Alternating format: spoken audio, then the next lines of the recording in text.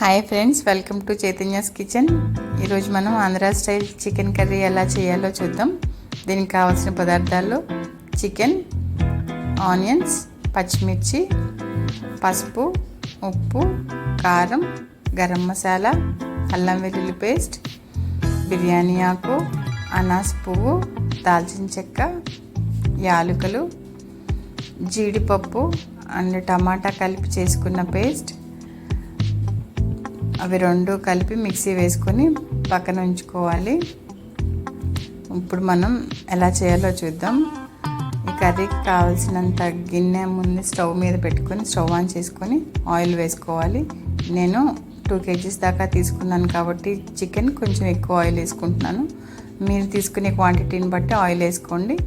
ఇప్పుడు బిర్యానీ దినుసులు వేసుకొని ఆనియన్స్ వేసుకొని అది మగ్గడానికి కొంచెం సాల్ట్ వేసాను. ఇప్పుడు మగ్గనివ్వాలి.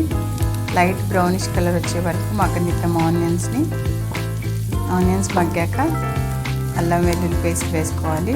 అది మగ్గిన తర్వాత చికెన్ వేసుకోవాలి. బాగా కలిపి పెట్టుకోవాలి. చికెన్ వేసుకొని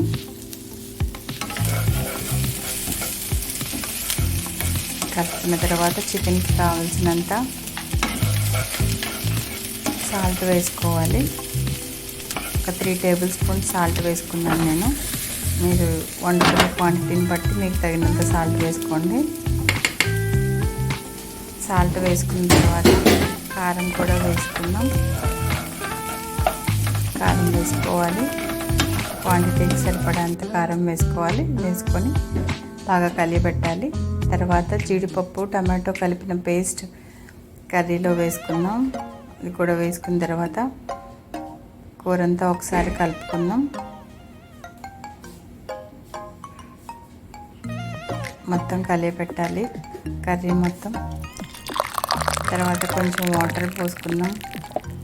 కర్రీలో వచ్చే వాటర్ మనం చికెన్ క్వాంటిటీ ఎక్కువైనప్పుడు సరిపోదు, దానికి సరిపడా కొంచెం వాటర్ కలుపుకోవాలి. తర్వాత బాగా ఉడికించుకోవాలి చికెన్ని.